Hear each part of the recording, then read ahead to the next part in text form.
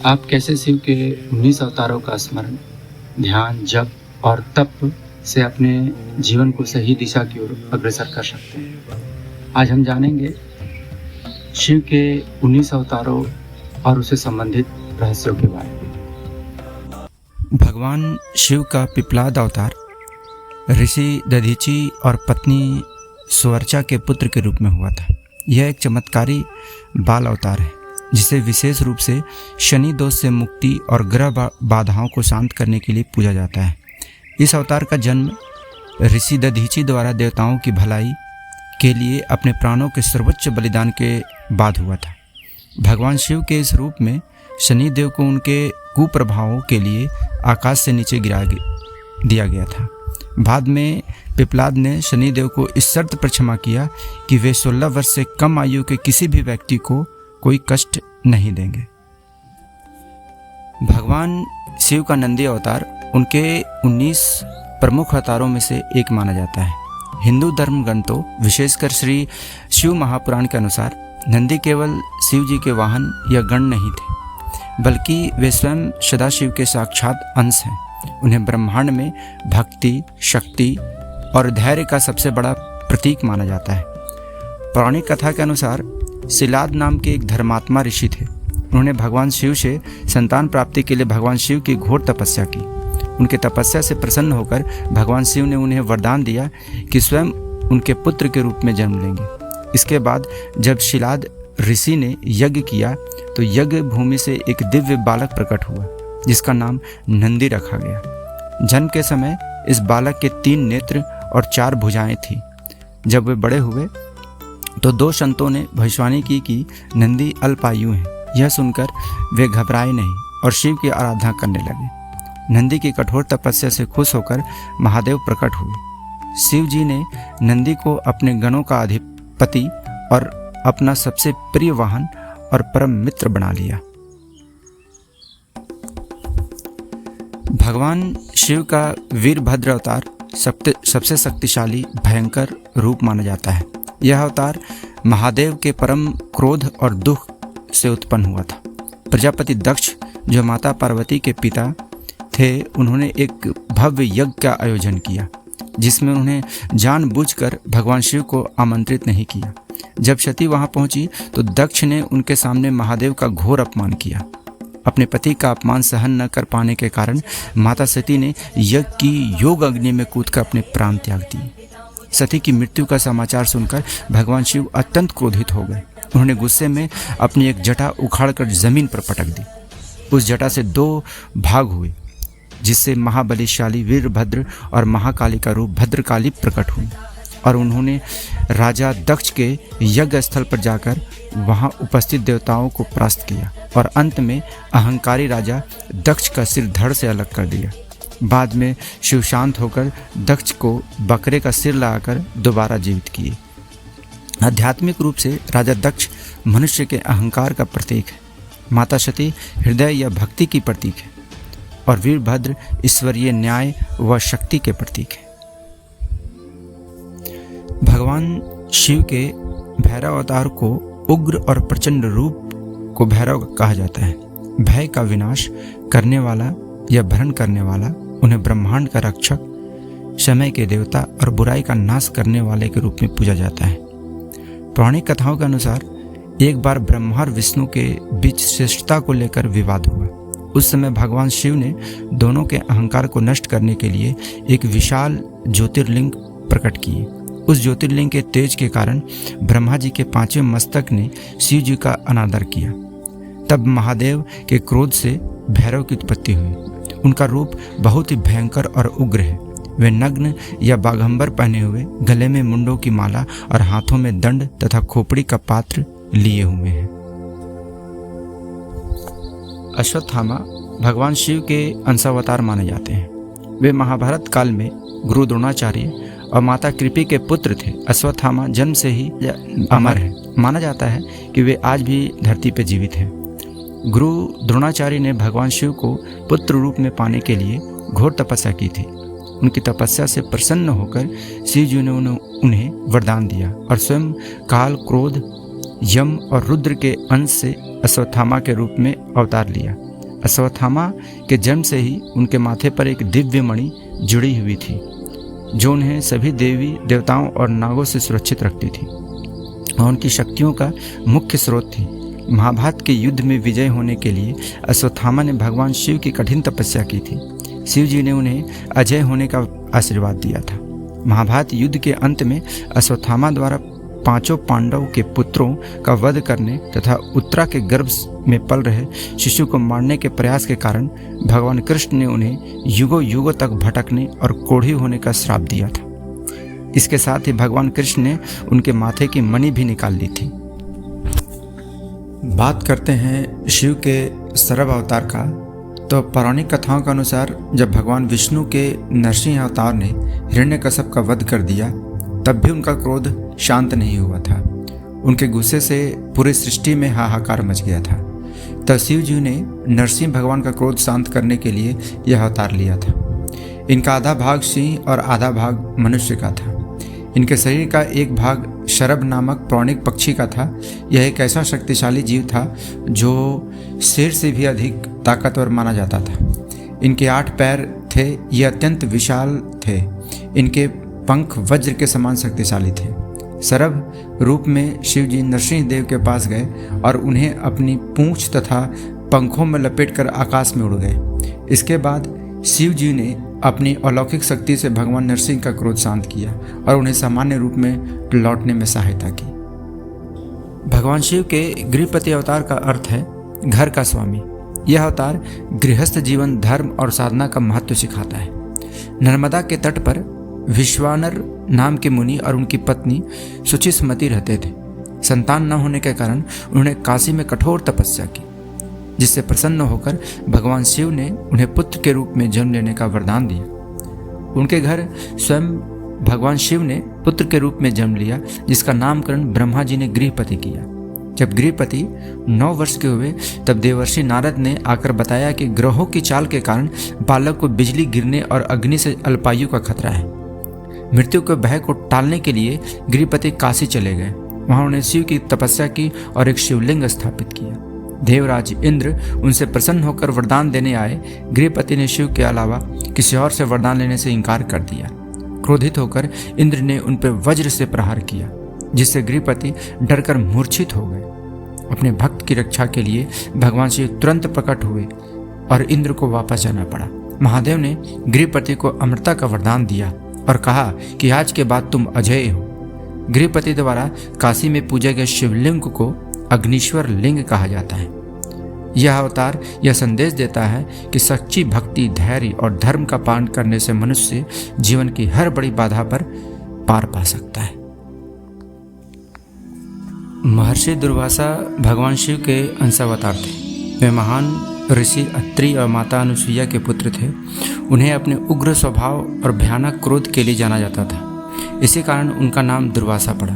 दुर्वासा का अर्थ है जिसके साथ रहना कठिन हो। महर्षि अत्रि ने अपनी पत्नी अनुसुईया के साथ चित्रकूट पर्वत पर पुत्र की कामना के लिए घोर तपस्या की। उनके तप से प्रसन्न होकर त्रिदेव उनके आश्रम पर प्रकट हुए। ब्रह्मा जी के अंश से चंद्रमा, विष्णु जी के अंश से दत्तात्रेय, शिव के अंश से दुर्वासा मुनि का प्रकट हुआ। दुर्वासा मुनि की एक कहानी है कि एक बार दुर्वासा मुनि ने इंद्र को एक दिन दिव्य माला दी थी। इंद्र ने अहंकार में आकर उसे अपने हाथी के सिर पर रख दिया, जिसे हाथी ने पैरों तले कुचल दिया। इस अपमान से क्रोधित होकर मुनि ने इंद्र को श्रीहीन अर्थात शक्ति और वैभव से हीन होने का श्राप दे दिया था। हनुमान जी वानराज केसरी और माता अंजना के पुत्र हैं। उन्हें पवन देव का मानस पुत्र भी कहा जाता है। वे प्रभु श्री राम के परम भक्त और इस कलयुग के जागृत देवता हैं। जब भगवान विष्णु ने धरती पर राम के रूप में अवतार लिया तब भगवान शिव भी उनकी लीलाओं के साक्षी बनना चाहते थे। शिव पुराण के अनुसार देवताओं को अमृत बांटते समय विष्णु जी के मोहिनी रूप से मोहित होकर शिव जी का तेज स्खलित हो गया था। सप्तऋषियों ने इस तेज को पवन देव के माध्यम से माता अंजना के गर्भ में स्थापित किया, जिससे हनुमान जी का जन्म हुआ। शिव जी का अंश होने के कारण उन्हें रुद्रावतार कहा जाता है। हनुमान चालीसा में भी उन्हें शंकर सुवन केसरी नंदन कहकर पुकारा जाता है। वे चिरंजीवी हैं और माना जाता है कि वे आज भी धरती पर मौजूद हैं। शिव पुराण के अनुसार जब समुद्र मंथन के दौरान अमृत कलश निकला तो देवताओं और दानवों के बीच इसे पाने के लिए भीषण युद्ध शुरू हो गया।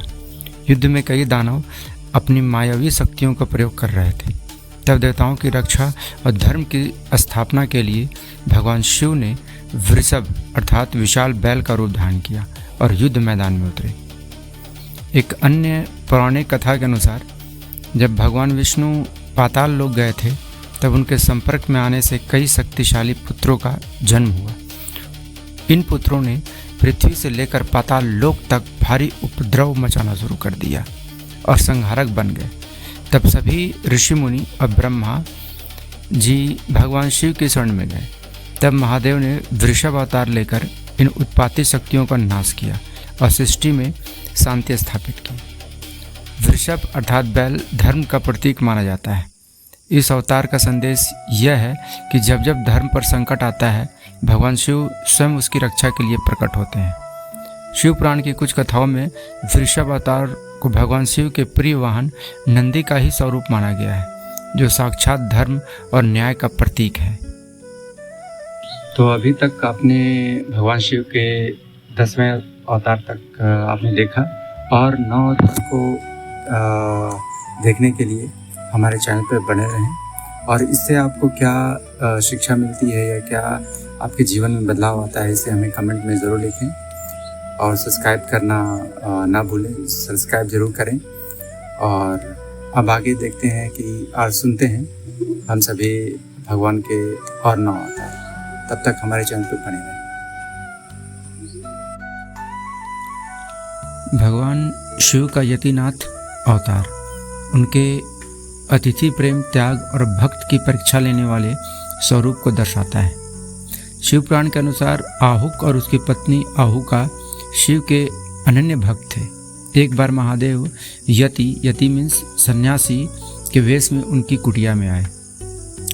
जब यति नाथ ने रात बिताने के लिए आश्रय मांगा तो आहुक ने गृहस्थ धर्म का पालन करते हुए स्वयं कुटिया के बाहर पहरा देने का निर्णय लिया ताकि साधु आराम से सो सके। रात में जंगल के खूंखार जानवरों ने आहुक को मार डाला। सुबह जब यतिनाथ ने आहुक को यह बात बताई तो पति के प्राण जाने के बावजूद वह दुखी नहीं हुई, बल्कि उसे गर्व हुआ कि उनके अतिथि की सेवा करते करते उसके पति के प्राण त्यागे। इस महान समर्पण और भक्ति से प्रसन्न होकर यतिनाथ रूपी शिव ने उन्हें दर्शन दिए और आशीर्वाद दिया कि अगले जन्म में वे नल और दमयंती के रूप में जन्म लेंगे। नवग जब गुरुकुल से लौटे तो उनके भाइयों ने उनकी संपत्ति आपस में बांट ली थी। पिता के कहने पर नवग अंगिरस गोत्रीय ब्राह्मणों के यज्ञ में गए और उनकी सहायता की। यज्ञ समाप्त होने के बाद प्रसन्न होकर ऋषियों ने यज्ञ का बचा हुआ सारा धन नभग को दे दिया। जब नभग उस धन को लेने गए तब उत्तर दिशा से कृष्ण दर्शन रूप में भगवान शिव प्रकट हुए। उन्हें नभग से कहा कि यज्ञ में बचे हुए धन पर केवल शिव धर्म का ही अधिकार होता है। जब नभग ने आपत्ति जताई तो कृष्ण दर्शन रूपधारी शिव ने कहा कि इस धन का सही अधिकारी कौन है, इसका वर्णन स्वयं उनके पिता नभग को करने दे। पिता ने नभग को बताया कि वह धन वास्तव में भगवान शिव का ही है। नभग ने महादेव के इस रूप की पूजा की और महादेव ने प्रसन्न होकर उन्हें ज्ञान और आशीर्वाद प्रदान किया। यह अवतार हमें सिखाता है कि भगवान शिव विष्णु एक ही हैं और सभी धर्मों का मूल ईश्वर की भक्ति और यज्ञ कर्म है। भगवान शिव को एक साधारण भिक्षु तपस्वी के रूप में दर्शाया गया है जो संसार इच्छाओं से विरक्त है।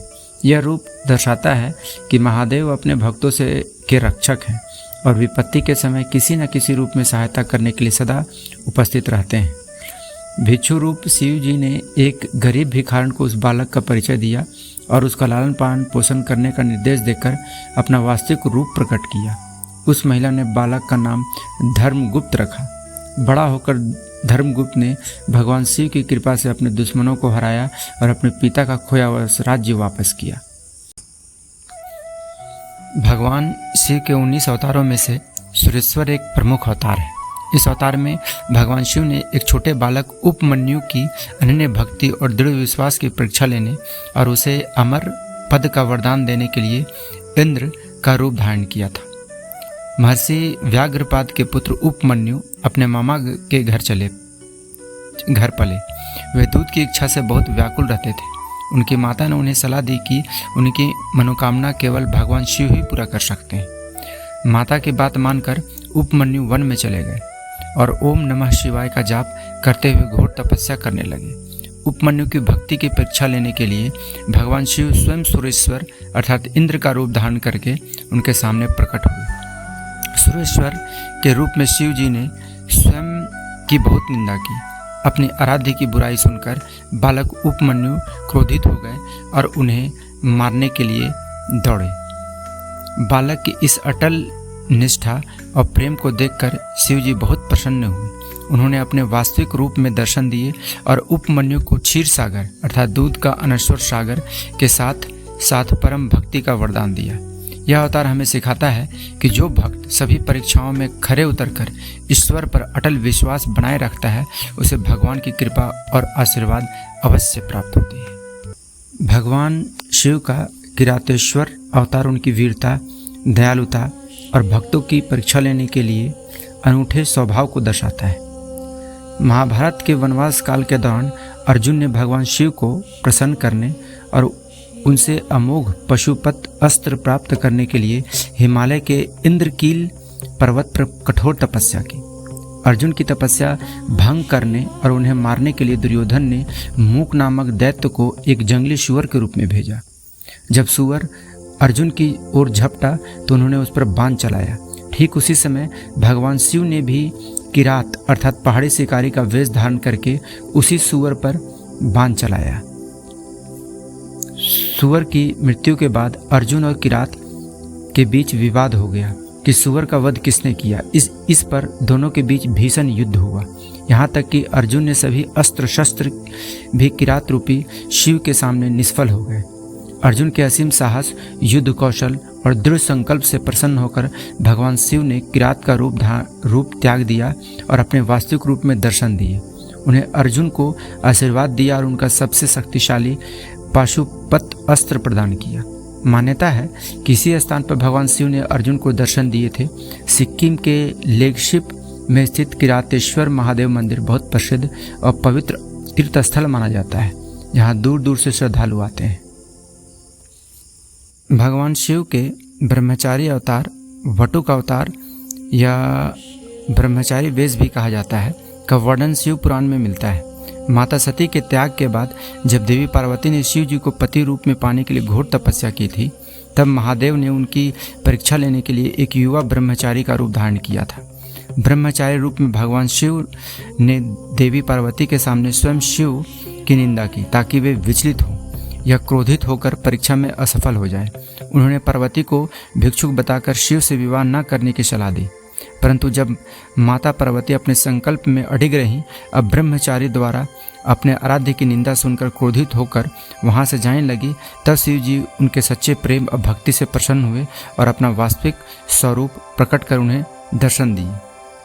इस अवतार का आध्यात्मिक महत्व यह है कि यह त्याग, वैराग्य, आत्मनियंत्रण और सांसारिक मोह माया पर विजय का प्रतीक है।